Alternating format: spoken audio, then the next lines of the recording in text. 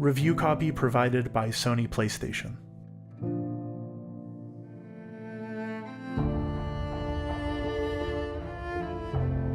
It's been 8 years since the last major release from Sony's Bend studio. The PS Vita's technically impressive, but overlooked Uncharted Golden Abyss. And that's a long time to wait for fans of the former Siphon Filter developers to make their PS4 debut, but now it's here. It's called Days Gone, and it's a very fun and quietly inventive take on familiar gameplay concepts. Hi, this is Caleb, reviews editor at the Spiel Times, and this is our review of Days Gone, a new game from Sony's Bend studio. It's out this Friday, April 26th, on PS4. While there's certainly a valid argument for open world fatigue, and Days Gone isn't without its share of frustrations, Bend Studio has combined deep gameplay systems, diverse approaches to combat, and tactical stealth elements to produce a game that feels more like Metal Gear Solid 5 than The Last of Us. And when that's combined with a surprisingly moving story, great acting, and world-class visuals, it becomes obvious that Days Gone has found a winning formula. I've seen Days Gone described as a survival horror game, but it's not really a horror game, and it's not really a survival game either. It definitely has horror elements. The bloodthirsty freakers, that's what Days Gone likes to call its take on zombies, can be anxiety-inducing with their overwhelming and seemingly endless hordes. And it definitely has survival elements, the material gathering, crafting, and hunting. But it's not really scary.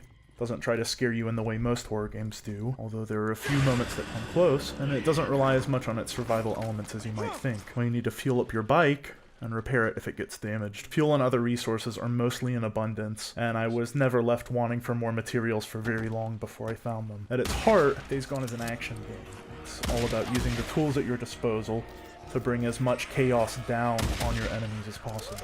The last time I played Days Gone, I went to take on one of the enemy ambush camps that dot the landscape, where renegade humans wait for naive bikers they can snipe and loot. But as I snuck up to the first enemy, I saw a group of freakers slowly approach the human enemies and swarm them. A trickle turned into a flood when dozens of freakers poured through the checkpoint and overwhelmed my human foes. The two groups of enemies started fighting each other, humans shooting at freakers and freakers gnawing at enemy flesh, and one group won. It's strange then, because I didn't do much of anything, that this moment felt so satisfying to experience. It's fun to just watch Days Gone, to see how its different systems interact with each other.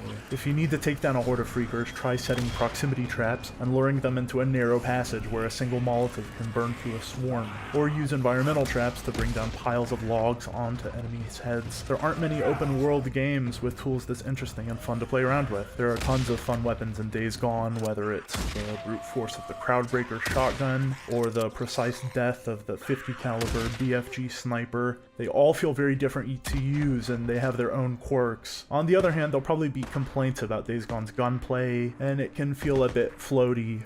Not every weapon has a precise reticle, and although I adjusted and grew to enjoy the gunplay, especially with shotguns and more powerful rifles, there's definitely been moments where it feels like the aiming lacks precision. On the other hand, I'm a sucker for a good bullet-timed slow-motion effect, and Days Gone has that with its focus mode. Not only does it give you more time to take out enemies, but it makes aiming more precise and reduces the size of the reticle. You'll be pretty familiar with a lot of the raw materials used to create Days Gone's open world. There are bandit camps that fill in your map when completed, although this time they're map bunkers instead of map towers. There are RPG elements, and luckily the upgrades for your skills and stats feel significant, and they're limited. Like in Breath of the Wild, you can't just grind your way to an infinitely high level. There's a set number of items in the world that will upgrade your stats, and once you've found them, and once you've obtained all the skills, that's it. The world also contains areas which feel more like individually and carefully designed game levels than the typical open world landscape. The old sawmill is delightful with its log jams, creaky bridges, mechanical doors, and narrow passages that make fighting the horde of freakers who live there feel different every time you try to tackle it. And you might have to try a few times. There are around 500 freakers in that horde, and they can swarm you and kill you in a second if you make the wrong turn. This is an absolutely massive game, by the way. I was surprised by just how much world there is in Days Gone. And when you think that you've explored it all, more areas open up. Expect to spend 50 hours or more if you want to complete the campaign and do a decent number of side quests. And yeah, there's some repetition. You'll face many different enemy camps, for instance, and the basic mission structure is the same. Take out the enemies, locate the bunker. Luckily, the core gameplay loop is fun, and the environments are varied enough to keep things interesting. The Horde encounters are the most thrilling part of Days Gone. They're an interesting form of boss fight where the sheer numbers of enemies becomes the boss rather than a single stronger enemy. It's phenomenal to watch them fill your screen, and there's not much else like it. They won't come at you in a straight line. If you are on top of a building, they will fan out and climb through every window to surround you. The Horde AI is awesome and terrifying in the way it sends streams of freakers through every path that could reach or surround you. Human encounter AI doesn't always hold up to the same scrutiny. It works well most of the time, but human enemies are sometimes a bit slow to respond, and they don't always seem to think tactically. They don't fight you with nearly the same aggression and determination that freakers hit you with. That's part of why those are the game's best encounters, but it's still fun to take out marauding snipers who focus their laser sights on the open road, or members of the brutal death cult called the Rippers who cover their bodies with gruesome cuts and scars. The melee combat is a bit janky at times, with awkward transitions between animations, but it's not really the focus here, and it's more of a last resort combat option. I don't need to spend too much time going over the basics of Days Gone. The scrappy biker Deacon St. John loses nearly everything, including his late wife Sarah, when an epidemic hits that wipes out most of the world's population, and leaves many of the survivors left transformed into feral beasts called freakers, which are as much a reversion to humans' primate instinct as Romero-style brain-eating zombies. But Days Gone isn't really about that. It's about how the human survivors survive, in this case in the dense forests of the Pacific Northwest around the fictional town of Farewell, Oregon. It's about rebuilding, adapting, and surviving. And although Days Gone may not be a survival game in the way that genre has come to be defined, the story is fundamentally about survival. There's surprising emotional resonance here too, and there are some moments, especially in the second half, that might find some players close to tears with their tragic, unflinching, just brutality. Days Gone feels like watching 2 or 3 seasons of a good TV show. It doesn't build up to one big climax. There are peaks and valleys with their own build-up and release. At several points I thought I'd reach the end, only to realize it was the end of one thing and the beginning of something else, but it does drift and drag a bit toward the end of its massive campaign, when some characters you've grown to know and like take a backseat, and a whole new group of characters who aren't quite as interesting are introduced and take their place in the story for a while. If you're wondering whether Deacon St. John is an interesting enough character to carry this game on his shoulders, the answer is yes. And he's an effective protagonist because Ben's studio has centered him in the game world. So much of the ludonarrative dissonance found in series like Tomb Raider or Uncharted, a question of why our noble, pure-hearted hero is so relaxed about stacking up hundreds of dead bodies, doesn't exist with Days Gone. Why does Deacon ruthlessly track and kill members of the marauding death cult known as the Rippers? Because they captured and tortured his best friend, a fellow one-percenter and renegade biker called Boozer. Why does he spend so much time wiping out nests of freakers? Because it makes his travels and the camps he frequents more secure. This isn't one of those RPGs where you're the chosen hero sent to urgently stop the apocalypse, but you might stop to help a little girl pick berries or find her cat along the way. There isn't much you do in Days Gone that wouldn't be a fairly sensible way to behave if these circumstances arose in real life, but there are certainly things Deacon has done that are beyond the pale. He's killed many people, including innocents, and there are even pretty strong suggestions he's been at least somewhat involved in things like the post-apocalyptic slave trade.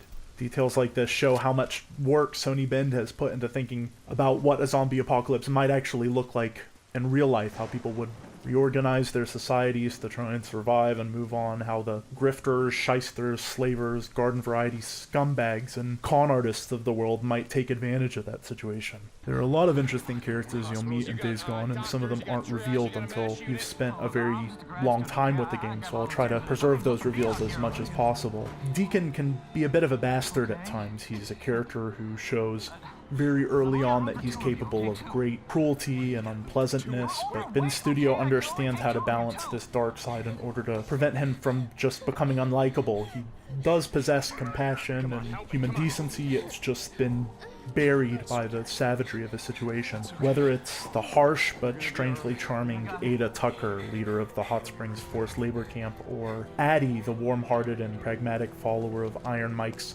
experiment in post-apocalyptic democracy, the dense ensemble cast of Days Gone also does an admirable job of providing the story with an emotional core. In the same way Uncharted Golden Abyss pushed the limits of the PS Vita's hardware to produce a graphical showpiece for that handheld, it feels like Days Gone is stretching the PS4 hardware in the same way. It's a fascinating technical achievement.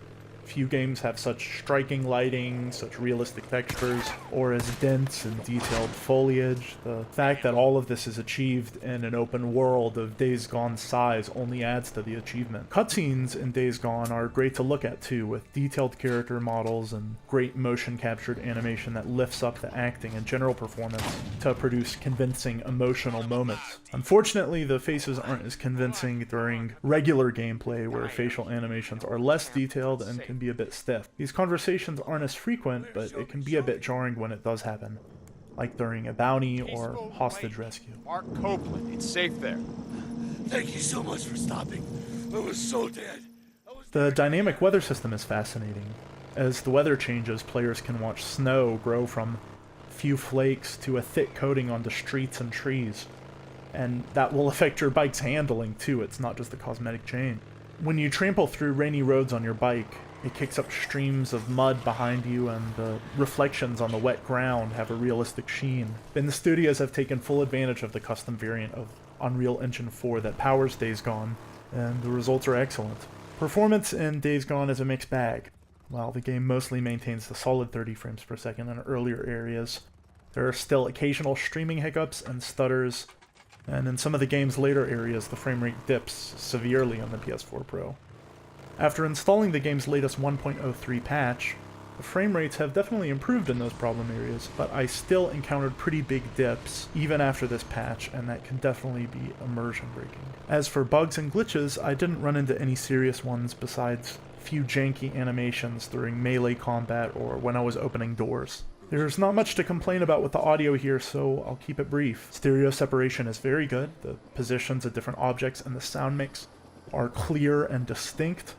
Guns sound accurate with a satisfying crunch and good volume levels. The original score is excellent. Lots of anthemic sweeping strings with great melodies that are carefully arranged. There's a really explosive atmosphere when you get overwhelmed with enemies. The more traditional vocal rock and folk songs that pop up during certain emotional story beats aren't as good as the rest of the score, but they still do a decent job in context. It feels like Sony has been on a bit of a winning streak lately, with their exclusive titles like Horizon Zero Dawn, Spider-Man, and God of War seeming to land hit after hit. Luckily, Days Gone feels like it could be absolutely another tentpole franchise for Sony. There's actually a lot to love in Days Gone. Yes, we've seen many of these open-world design elements in other games, but they're combined into something unique here. Nothing else quite captures the experience of being hunted by a mammoth horde, or finally taking them down with equal parts brain and brawn. Yes, it has its issues, and there are some annoyances and oversights, but they aren't enough to keep me from recommending Days Gone to just about everyone with a PS4. So, I'm giving Days Gone an 8 out of 10. Thanks for watching the Spiel Times review of Days Gone. Feel free to subscribe to our YouTube channel if you like the video, and if you want to be alerted when we have a new video like this one, ring the notification bell. You can also find the links to follow us on social media down in the description.